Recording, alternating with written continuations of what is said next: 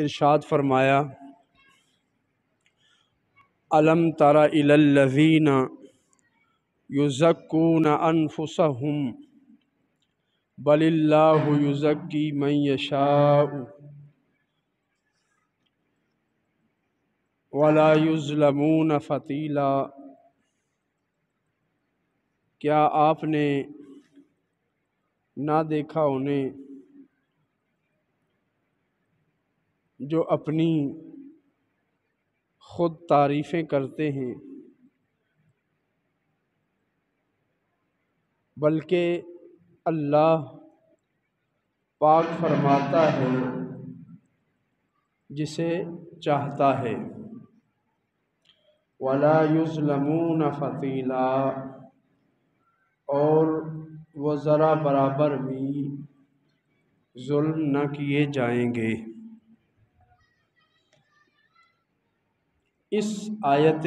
مبارکہ میں یہود و نصارہ کی ایک بہت بڑی بیماری کا ذکر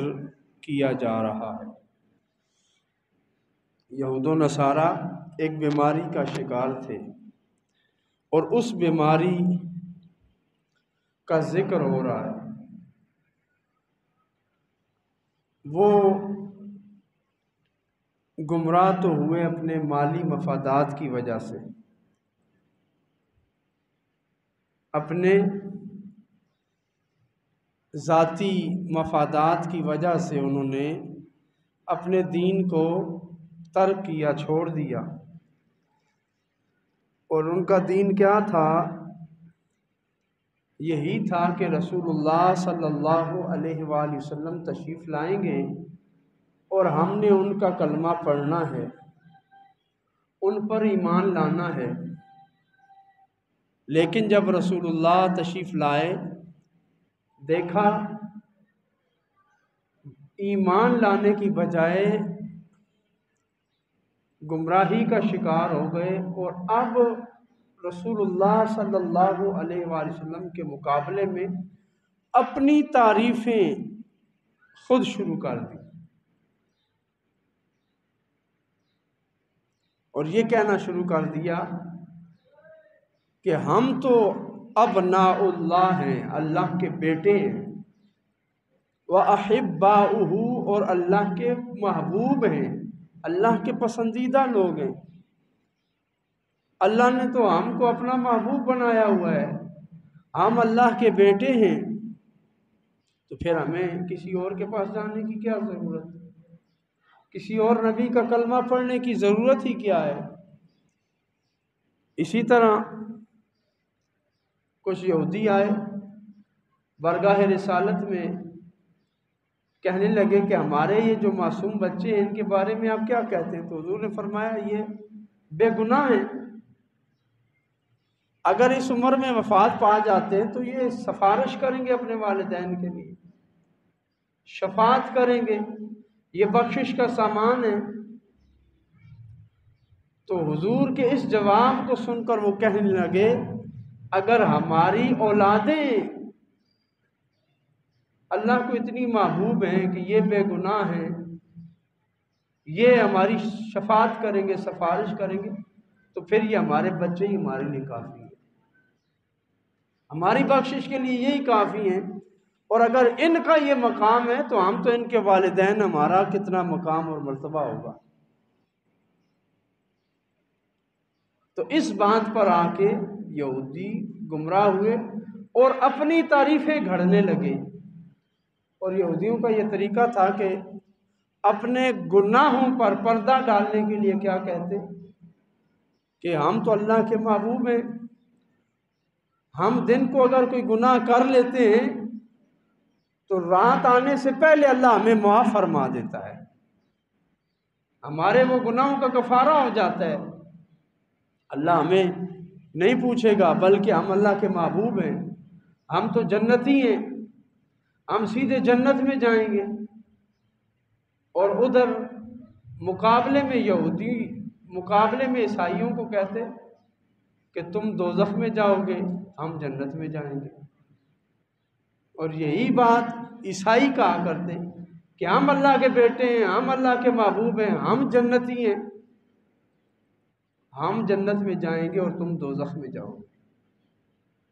تو یہ ان کی بیماری اس قدر بڑھ گئی، اس درجہ بڑھ گئی کہ اپنی تعریفیں کرنے کے شوق میں وہ جھوٹ بولنا شروع ہو گئے، اور یہاں تک وہ جھوٹ بولتے گئے کہ اللہ کے اوپر بھی انہوں نے بہتان باندھ دیا کہ ہم اللہ کے بیٹے ہیں، ہم اللہ کے محبوب ہیں، ہم اللہ کے پسندیدہ لوگ ہیں۔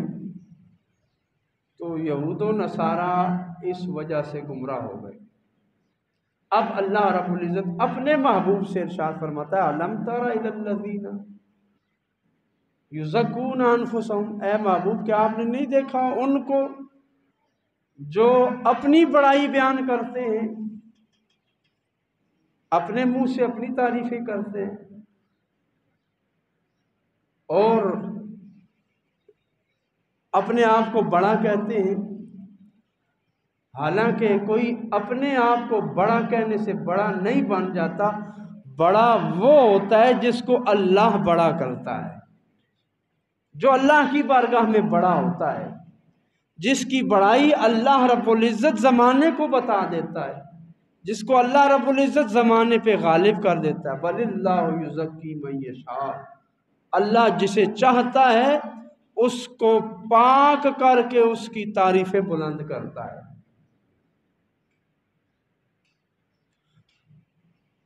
یہودیوں میں ایک اور بیماری کہ وہ کیا کرتے، اپنی نماز کا امام اپنے چھوٹے بچوں کو بناتے، اپنا امام چھوٹے بچوں کو بناتے اور کہتے کیا کہ یہ بے گناہ ہیں، یہ اللہ کے زیادہ قریب ہیں، یہ ہماری بخشش کا سامان ہے، ان کی وجہ سے ہماری نمازیں قبول ہوتی ہیں۔ خود جھوٹ بھی بولتے، غیبت بھی کرتے، حرام کام بھی کرتے، اللہ کی نافرمانیاں بھی کرتے، اور اپنے آپ کو ان گناہوں میں رکھتے ہوئے اپنی پاکی بیان کرنے کے لیے، اپنے دل کو تسلی دینے کے لیے کہتے کہ یہ بچے جو ہیں ہماری بخشش کا سامان ہے۔ تو یہ تین بیماریاں تھیں، ایک تو وہ کہتے ہم اللہ کے بیٹے ہیں، دوسرا ہم اللہ کے محبوب ہیں، تیسرا وہ اپنی اولاد کی وجہ سے فخر کیا کرتے تھے کہ ہم ان کی وجہ سے بخشے جائیں گے، اور اعمال جو ہیں اعمال صالحہ ان سے منہ چرا لیتے تھے، جو اخلاق حسنہ ہے ان سے منہ چرا لیتے تھے، اور یہ بیماریاں ان میں موجود تھیں۔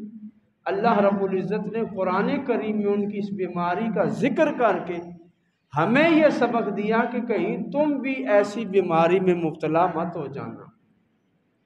کہیں تم بھی اپنے آپ کو نسب اور حسب اور محض اپنے خاندانی وقار کو بنیاد بنا کر دین کی دھجیاں مت اڑا دینا کہ تمہاری شان و شوکت صرف کس میں ہے، اسلام پر عمل کرنے میں، اسلام میں ہے، اور کسی چیز میں تمہارے لیے فخر نہیں ہے۔ تو یہ یہود و نصارہ کی بیماری آج ہمارے اندر بھی موجود ہے، ہم پورا دن پورا مہینہ گناہ کرتے رہیں گے اور پھر آخر میں آ کے اپنی بڑائیاں بیان کرتے ہوئے اپنی جھوٹی تعریفیں کرنا شروع کر دیتے ہیں، اور وہ باتیں کرتے ہیں، پھر اپنی جھوٹی تعریف کا بندہ جب عادی ہو جاتا ہے تو پھر وہ جھوٹ بولتا اس درجے پہ آ جاتا ہے کہ اس کو جھوٹ ہی نہیں لگتا، اس کو جھوٹ ہونا، جھوٹ کا گناہ ہونا، یہ گناہ ہی محسوس نہیں ہوتا۔ آپ دیکھیں آج کل جو بڑے بڑے سیاستدان ہیں، پارٹیوں والے قائدین ہیں، چاہے وہ مذہبی قائدین ہوں چاہے سیاسی پارٹیوں کے قائدین ہوں، وہ اپنی جھوٹی تعریفیں کروانے کے لیے انہوں نے بندے رکھے ہوتے ہیں، صحافیوں کو وہ لفافہ دیتے ہیں اور باقاعدہ اس مقصد کے لیے اب تو باقاعدہ علیحدہ سے ملازم رکھنا شروع کر دیے کہ جن کو باقاعدہ طور پر اپنی حکومت میں، اپنی حکومتی سرپرستی میں وزارت اطلاعات کی طرف سے تنخواہیں دی جاتی ہیں کہ تم ہماری جھوٹی تعریفیں کرو اور سوشل میڈیا پہ پھیلا دو۔ تو یہ بیماری دراصل یہودیوں کی تھی، آج ہمارے اندر آ گئی۔ اللہ رب العزت نے اس لیے اس سے ہمیں روکا کہ یہ بیماری ایک تو ہمیں جھوٹ کی طرف لے جاتی ہے، دوسرا ہمیں تہمت کی طرف لے جاتی ہے۔ مثلا کوئی بندہ سخی ہے، اس نے غلطی سے کوئی صدقہ و خیرات کر دیا ہے، تو امام غزالی فرماتے ہیں کہ اگر وہ اپنی تعریف یوں نہ کرے کہ میں نے یہ صدقہ و خیرات کیا، میں نے اللہ کی راہ میں اتنا دے دیا، اتنا پیسہ دے دیا، تو وہ اپنی تعریف کروانے کے لیے کم از کم اتنا ضرور کہہ دیتا ہے کہ یار یہ دیکھو فلاں فلاں کے پاس اتنا پیسہ ہے، تو اس پیسے کا کیا فائدہ ہے کہ اللہ کی راہ میں قربان نہ کیا جائے، اللہ کی راہ میں نہ دیا جائے۔ دراصل دوسروں پر تہمت لگاتے ہوئے وہ اپنی تعریف کروانا چاہتا ہے۔ تو یہ نفس کی بیماریاں ہیں۔ یہ ایک بیماری اپنی تعریف کروانا، یہ اس قدر خطرناک اور مہلک بیماری ہے کہ بندے کو جھوٹ کی طرف لے جاتی ہے، پھر تہمت کی طرف لے جاتی ہے، اور بندہ اس درجے پہ آ جاتا ہے کہ تہمتیں لگاتے لگاتے کہتا ہے اللہ کی ذات تک پہنچ جاتا ہے، اور اپنے آپ کو براہ راست اللہ تعالیٰ کے جو ہے وہ سامنے لے آتا اور کہتا ہے کہ میں جو کر رہا ہوں یہ اللہ کی طرف سے، مجھے جو ہے نا اس کام کے لیے اللہ نے تیار کیا ہوا ہے، میرے اوپر اللہ نے یہ فضل کیا ہوا ہے۔ تو بندہ اپنی جھوٹی تعریفیں کرتے کرتے اپنے آپ کو اعمال حسنہ سے عاری کر لیتا ہے، جو صحیح طریقہ ہے اس پر چلنے کی بجائے وہ غلط راستے پر چل پڑتا ہے اور جھوٹ اور تہمت کا شکار ہو جاتا ہے۔ قربان جائیے، ہمارے جو مشائخ تھے، صوفیاء تھے، حضرت سیدنا فاروق اعظم رضی اللہ تعالی عنہ کا آپ پر وار ہوا، زخمی ہوئے، پھر شہید ہو گئے۔ جب آپ زخمی پڑے تھے تو آپ نے حضرت سیدہ عائشہ رضی اللہ تعالی عنہ کی طرف پیغام بھیجا کہ اگر آپ کی طرف سے اجازت ہو تو مجھے رسول اللہ صلی اللہ علیہ وآلہ وسلم اور حضرت ابوبکر صدیق رضی اللہ تعالیٰ عنہ کے ساتھ دفن کیا جائے، کیونکہ وہ جگہ حضرت عائشہ کی ملکیت تھی، حجرہ عائشہ تھا۔ اب حضرت فاروق اعظم زخمی ہیں اور موت کے منہ میں جا رہے ہیں، اب دفن کی بات ہو رہی ہے، تو حضرت فاروق اعظم رضی اللہ تعالیٰ عنہ کا تقویٰ دیکھیے۔ آپ نے فرمایا جب تم جاؤ نا عائشہ کے پاس، لا تقل امیر المومنین، مجھے وہاں امیر المومنین کہہ کے مت پکارنا، بلکہ کہنا عمر یہ کہتے ہیں کہ اگر آپ کی اجازت ہو تو مجھے یہاں دفن کیا جائے، کہ اب میں زخمی ہوں، مرنے جا رہا ہوں، اب میں امیر المومنین نہیں رہا، اب میں امیر المومنین نہیں رہا۔ اور فرمائیے ہم اپنی تعریفیں کرنے کے لیے کیا کرتے ہیں، اپنے نام کے ساتھ علامہ، اعلیٰ حضرت، فلانا، اور پھر retired general, retired major, colonel, engineer, ٹھیکیدار، حاجی، یہ الفاظ ہم اپنے نام کے ساتھ پکے لگانا شروع کر دیتے ہیں۔ قربان جائیے حضرت فاروق اعظم رضی اللہ تعالیٰ عنہ کے، آپ نے یہ پیغام دے دیا کہ مومن مرتے دم تک شیطان کے بار میں نہیں آتا، شیطان کے قابو میں نہیں آتا۔ جو رسول اللہ صلی اللہ علیہ وآلہ وسلم نے صحابہ کی تربیت کی، حضرت فاروق اعظم نے فرما دیا کہ اے میرے بیٹے، حضرت عائشہ کے پاس جا کے مجھے اب امیر المومنین نہیں کہنا کہ اب میں امیر المومنین نہیں رہا، اب نیا آئے گا اور وہ امیر المومنین ہوگا۔ یہ حضرت فاروق اعظم رضی اللہ تعالیٰ عنہ کا تقویٰ ہے۔ اور حضرت عائشہ نے پھر اجازت دے دی، ٹھیک ہے اجازت اس لیے مانگی کہ وہ حضرت عائشہ کی ملکیت تھی، جگہ حجرہ عائشہ تھا، حضور نے حضرت عائشہ کو دیا ہوا تھا۔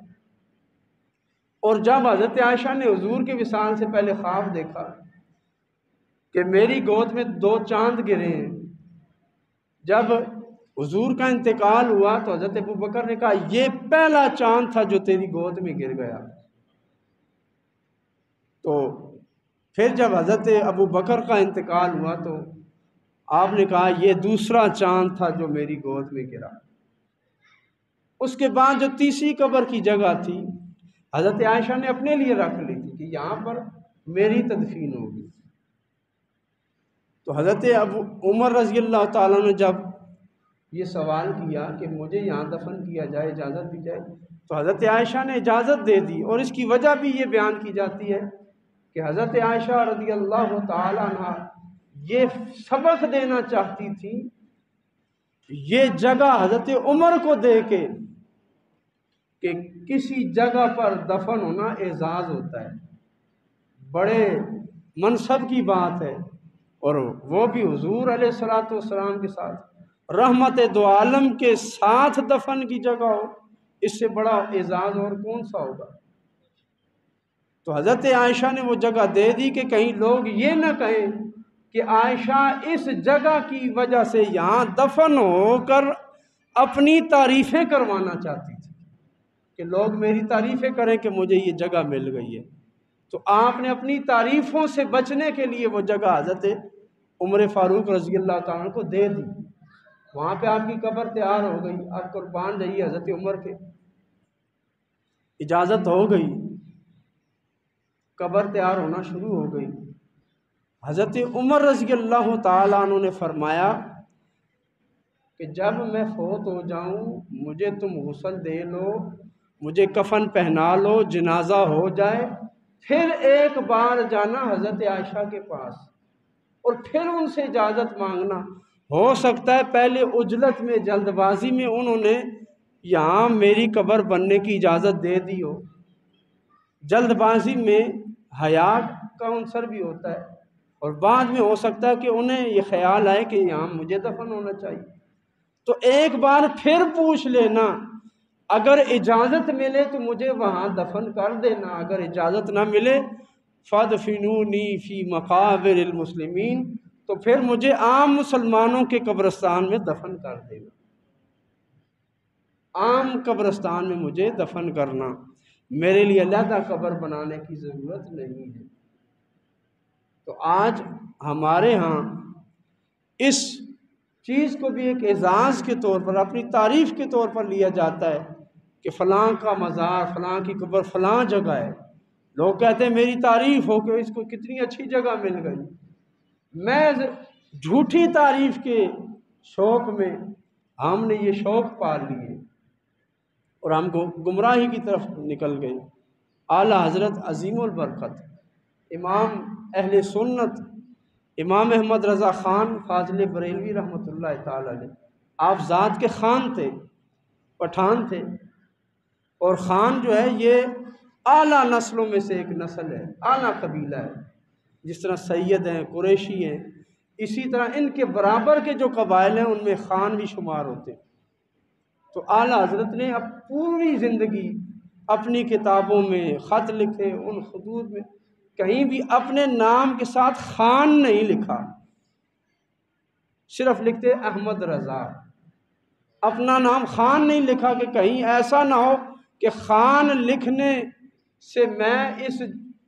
زوم میں مبتلا ہو جاؤں کہ خان بڑا اعلیٰ عہدہ ہے، بڑا اعلیٰ خاندان ہے، ذات ہے، اور میں اپنی تعریف کے شوق میں ایسا لکھ جاؤں اور اس آیت پر عمل کرنے سے رہ جاؤں۔ الم تر الی الذین یزکون انفسہم بل اللہ یزکی من یشاء۔ تو اپنے نام کے ساتھ خان لکھنا، ملک لکھنا اور سابقے اللہ کے لگانا یہ مومن کو زیب نہیں دیتا۔ بل اللہ یزکی من یشاء، اللہ جسے چاہتا ہے اسے بڑا کرتا ہے، اسے بڑا دکھاتا ہے، اللہ اس کی بڑائیاں بیان کرتا ہے۔ صحابہ کا کیا تقویٰ تھا، حضرت علقمہ سے کسی نے پوچھا آپ مومن ہیں، کیا آپ جنت میں جائیں گے؟ تو آپ نے فرمایا انشاءاللہ لارجو، مجھے اللہ کی ذات سے امید ہے کہ میں جنت جاؤں گا، میں جنت جاؤں گا۔ اور ہم کیا کہتے ہیں؟ ہم رسول اللہ کے، جنت رسول اللہ کی، ہم تو پکے جنتی ہیں۔ ہمارا جس مسلک سے، فرقے سے تعلق ہو، ہم کہتے ہیں جی ہم ہی جنتی ہیں اور باقی دوزخی ہیں۔ تو یہ جو فکر ہے کہ اپنے آپ کو جنتی سمجھنا اور باقیوں کو دوزخی سمجھنا، یہ دراصل یہود و نصارہ کی سوچ تھی۔ ہاں، بندہ اپنے آپ کو نیک سمجھے، جنتی سمجھے، لیکن اس کا مطلب یہ نہ لے کہ باقی سب دوزخی ہو گئے۔ جس طرح یہودی کہتے کہ صرف یہودی جنت میں جائیں گے، عیسائی جنت میں نہیں جائیں گے، اور عیسائی کہتے صرف عیسائی جنت میں جائیں گے، یہودی دوزخ میں جائیں گے۔ تو مومن کو قطعاً یہ زیب نہیں دیتا کہ اپنی تعریف کرتے ہوئے دوسرے کی توہین کر دے۔ نبی کریم صلی اللہ علیہ وآلہ وسلم نے فرمایا جو شخص اللہ کی رضا کے لیے اپنے آپ کو گرا لیتا ہے، جو اللہ کی رضا کے لیے اپنے آپ کو گرا دیتا ہے، یعنی انتقام لینے کی طاقت ہوتے ہوئے بھی انتقام نہیں لیتا، جواب دینے کی طاقت ہوتے ہوئے بھی جواب نہیں دیتا، خاموشی اختیار کر لیتا ہے، بدلہ لینے کی طاقت ہونے کے باوجود بدلہ نہیں لیتا، اپنے آپ کو گرا لیتا ہے، عاجزی کرتا ہے، انکساری کرتا ہے، رفعہ اللہ، اللہ اس کا مرتبہ بلند کر دیتا ہے، اللہ اس کو اٹھاتا ہے۔ اور جو شخص اپنے آپ کو بڑا ظاہر کرتا ہے، اپنی بڑائی بیان کرتا ہے، عجب سے کام لیتا ہے، تکبر سے کام لیتا ہے، تو پھر اللہ اس کو گرا دیتا ہے، اور جب اللہ اسے گراتا ہے تو پھر دنیا کی کوئی طاقت اسے اٹھا نہیں سکتی۔ بل اللہ یزکی من یشاء، اللہ جسے چاہتا ہے اس کا بڑا ہونا بیان کرتا ہے، اس کی پاکی کو بیان کرتا ہے۔ یہ اللہ رب العزت کے قبضہ قدرت میں ہے کہ وہ کس طرح اپنے بندوں کی تعریفیں کرواتا ہے۔ ہاں، بندے کے ذمہ صرف اتنا ہونا چاہیے کہ وہ نیک اعمال کرے، ایسے اعمال جس سے اس کا کردار صاف ستھرا رہے، پاک رہے، علائشوں سے منزہ رہے، گناہوں سے پاک صاف ہو، اور وہ اسباب اختیار کرتا رہے، اعلیٰ اخلاق اپنے اندر پیدا کرے، اپنے آپ کو اعلیٰ اخلاق اور اعلیٰ اور عمدہ کردار کا مالک بنائے، لیکن زبان سے کبھی اس پر فخر نہ کرے، تو پھر اللہ رب العزت ایسے بندے کو اٹھاتا ہے۔ نبی کریم صلی اللہ علیہ وآلہ وسلم مسجد میں تشریف لائے، صحابہ بیٹھے ہیں، گفتگو ہو رہی ہے کہ اللہ کے فلاں نبی اتنے بلند مرتبے والے تھے، فلاں نبی اتنے بلند مرتبے والے تھے، موسیٰ علیہ السلام کلیم تھے، ابراہیم علیہ السلام خلیل اللہ تھے۔ تو نبی علیہ السلام تشریف لائے اور آپ نے فرمایا کہ قسم خدا ابراہیم خلیل اللہ تھے، موسیٰ علیہ السلام کلیم اللہ تھے، الا وانا حبیب اللہ ولا فخر، اور میں اللہ کا حبیب ہوں لیکن میں اس پہ فخر نہیں کرتا۔ تحدیث نعمت کے طور پہ تمہیں بتاتا ہوں کہ اللہ نے حبیب اللہ کا عہدہ مجھے دیا ہے، اب تم نے جس نبی کا کلمہ پڑھنا ہے وہ میں ہوں۔ فخر کے لیے حضور نے کبھی نہیں کچھ فرمایا۔ آپ نے سنا ہے بارہ واقعہ کہ ایک کافر آیا، نبی علیہ السلام ایک درخت کے نیچے آرام فرما تھے، تلوار اس نے میان سے نکالی اور سونت کر بلند آواز سے کہنے لگا، اے محمد اب بتاؤ تمہیں مجھ سے کون بچائے گا، صلی اللہ علیہ وآلہ وسلم۔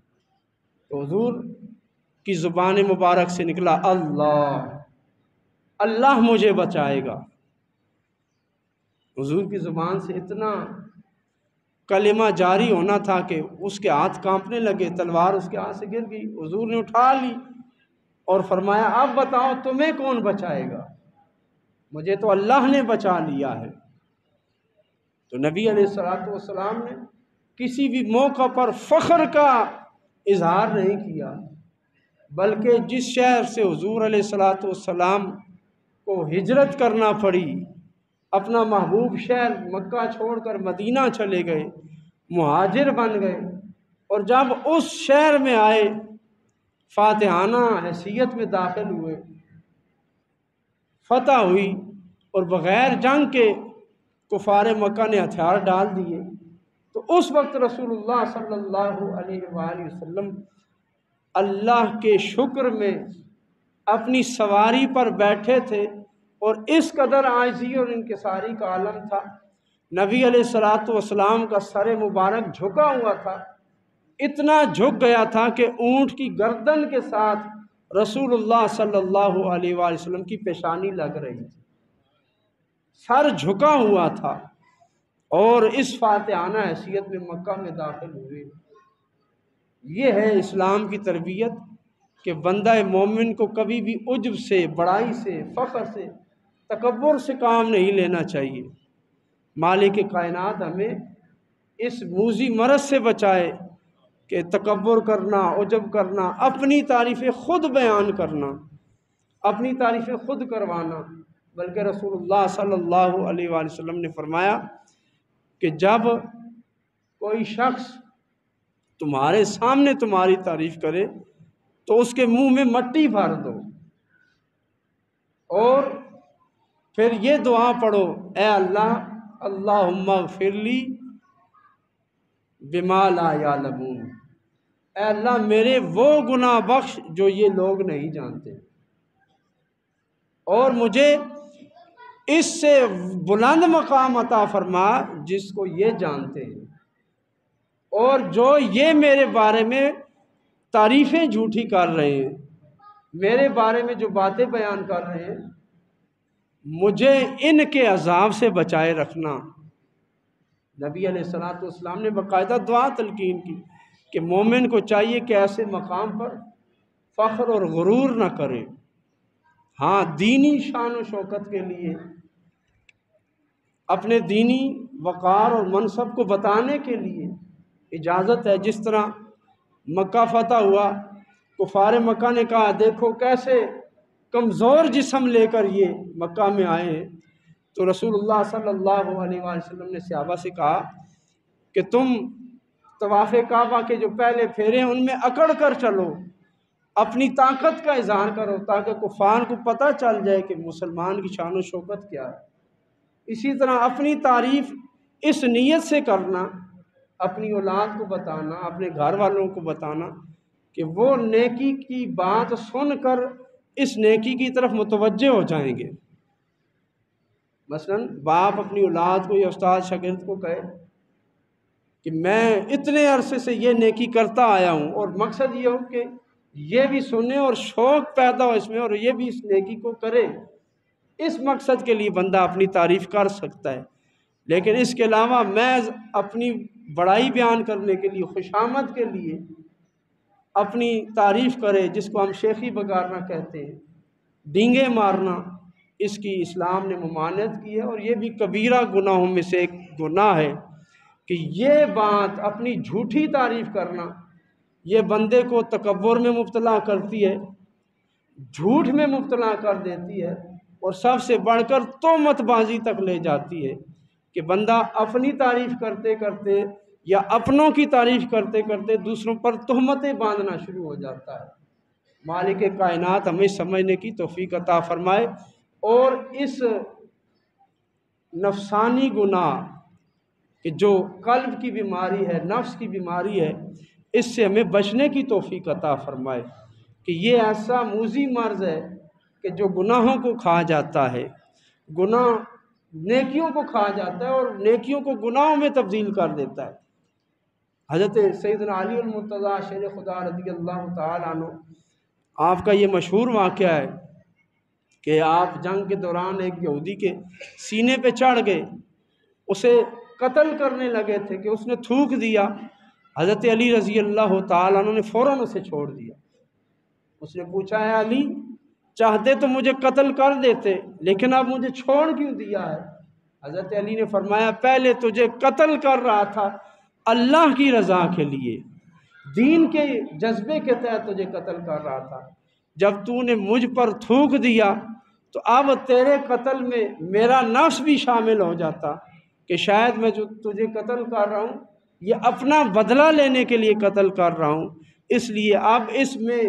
میری ذاتی خواہش شامل ہو گئی، میں نے تجھے چھوڑ دیا کہ میں صرف اللہ کی رضا کے لیے جنگ کرنا چاہتا ہوں، کہ مومن کی جنگ اللہ کی رضا کے لیے ہونی چاہیے۔ اگر ایسے موقع پر بھی نفس آ جائے، نفس کی خواہش آ جائے تو مومن کو اس سے رک جانا چاہیے۔ مالک کائنات ہمیں سمجھنے کی توفیق عطا فرمائے۔ جب بندہ اپنی تعریفوں سے خود رک جاتا ہے تو ذہن میں رکھیں یہ بھی نیکیوں میں سے ایک بہت بڑی نیکی ہے، یہ بھی ایک عبادت ہے کہ اپنی تعریفوں سے خود رک جانا، اپنے آپ کو بڑا ظاہر مت کرنا بلکہ چھپا کے رکھنا۔ اس کا کیا فائدہ ہوتا ہے؟ جو اپنی تعریفیں نہیں کرتا اللہ اسے یہ انعام دیتا ہے، بل اللہ یزکی من یشاء، پھر اللہ اس کی تعریفیں بلند فرماتا ہے، پھر اللہ تعالیٰ اس کی تعریفوں کو زبانوں پر جاری فرما دیتا ہے۔ غور فرمائیے کتنے کتنے سال گزر گئے، حضرت داتا گنج بخش علی اجمیری، حضرت خواجہ معین الدین چشتی اجمیری اور حضرت شیخ عبد القادر جیلانی، یہ وہ لوگ تھے کہ اپنے زمانے میں جنہوں نے مجاہدات کیے، گمنامی کی زندگی گزاری، آج صدیاں گزر گئی ہیں، لوگ ان کا نام لے رہے ہیں، ان کو ولی کتب اور غوث کہہ رہے ہیں اور ان کی تعریفیں جاری ہیں، اور اللہ نے یہ ان کی تعریفیں جاری کر کے ہمیں بتا دیا بل اللہ یزکی من یشاء، اللہ جس کی چاہتا ہے تعریفیں بلند کرتا ہے۔ حالانکہ ان بزرگوں کے دور میں بڑے بڑے بادشاہ بھی تھے، بڑے بڑے دولت مند تھے، بڑے بڑے جابر و قاہر تھے، لیکن آج ان کو جانتا تک کوئی نہیں ہے۔ ان نیک نفوس قدسیہ کو دنیا جانتی ہے۔ اس کی وجہ کیا ہے کہ ان کا ذکر اللہ نے بلند کر رکھا ہے۔ وہ اپنی تعریفوں سے منہ موڑتے تھے،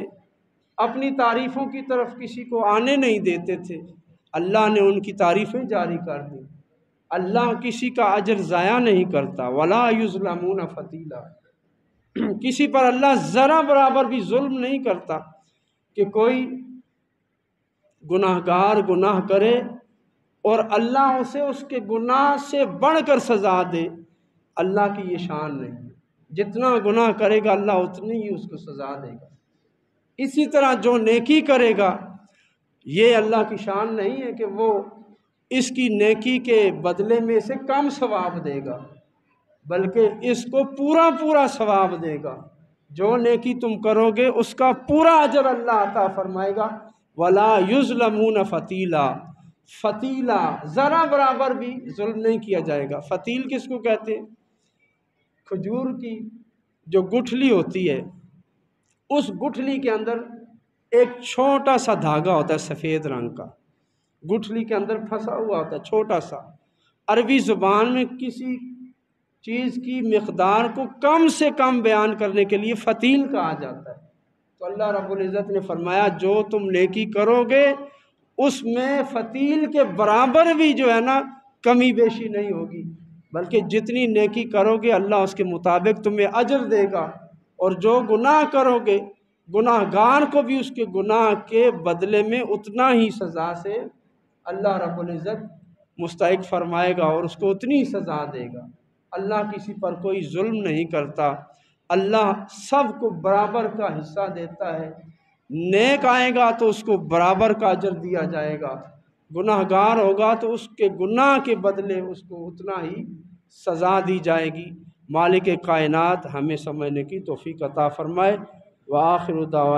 دعوایا ان الحمد للہ رب العالمین۔